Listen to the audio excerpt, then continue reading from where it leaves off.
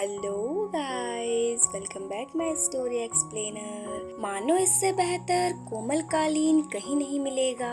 उसने फूंक मारकर उन्हें उड़ा दिया, जैसे उन लहराते गेसुओं को छूने का हक सिर्फ उसका ही हो। वह पेड़ के तने से सटकर खड़ी हो गई और अपनी पलकें मूंद ली। उसे देखकर लग रहा था जैसे कोई अप्रतिम प्रतिमा जिसके अंग अंग को बखूबी तराशा गया हो। उसे देख कौन पुरुष होगा जो कामदेव नहीं बन जाएगा। उसे चूमने का मन हो आया पर रुक गया। बस उसे अपलक देखता रहा। शायद यही प्यार की इंतहा होती है। जिसे चाहते हैं उसे यूं ही निहारते रहने का मन करता है। उसके हर पल में डूबे रहने का मन करता है। क्या सोच रही हो? उसने कुछ क्षण बाद पूछा। कुछ भी तो नहीं, वह थोड़ी चौंकी पर पलकें अभी भी मूंदी हुई थी। चले क्या, रात होने को है, तुम्हें घर छोड़ दूंगा। मन नहीं कर रहा है तुम्हें छोड़कर जाने को। बहुत सारी आकांक्षाओं से घिरा हुआ है मन। तुम्हारे घर वाले इजाजत नहीं देंगे तो क्या होगा? वे नहीं मानेंगे। यह बात मैं विश्वास से कह सकता हूँ। गांव से बेशक आकर मैं इतना बड़ा अफसर जरूर बन गया हूँ और मेरे घर वाले शहर में आकर रहने लगे हैं, पर मेरे माँ बापूजी की जड़ें अभी भी गांव में ही है। कह सकती हो कि रूढ़ियों में जकड़े अपने परिवेश व सोच से बंधे लोग हैं वे। पढ़ी लिखी नौकरी पेशा बहू को स्वीकारना अभी भी उनके लिए बहुत आसान नहीं है। पर चलो इस चीज को स्वीकार भी कर ले तो मैं भी दूसरी जाति की लड़की को बहू बनाना संभव ही नहीं है। उनका मानना तुम खुलकर कह सकते हो। यह बात पीयूष, दूसरी अन्य जाति होती तो भी कुछ संभावना थी, पर मैं तो माइनॉरिटी क्लास की हूँ, आरक्षण वाली। उसके स्वर में कंपन था और आंखों में नमी तैर रही थी।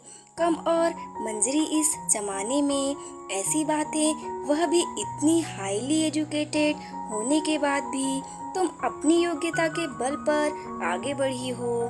फिलॉसफी की लेक्चरर के मुंह से ऐसी बातें अच्छी नहीं लगती हैं। ऊंची जाति नीची जाति सदियों पहले की बातें हैं। अब तो ये धारणाएं बदल चुकी हैं।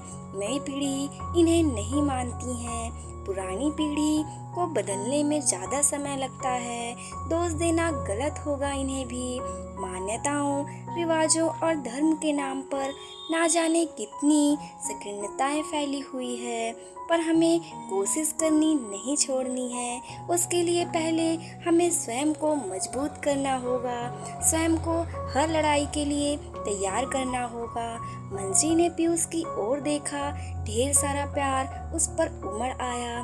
सही तो कह रहा है वह, पर ना जाने क्यों वही बार बार हिम्मत हार जाती है। शायद अपनी निम्न जाति की वजह से या पीयूष की उच्च जाति के कारण, वह भी ब्राह्मण कुल का होने के कारण। बेशक वह जनेऊ धारण नहीं करता, पर उसके घर वालों को अपने उच्च कुल पर अभिमान है और इसमें गलत भी कुछ नहीं है।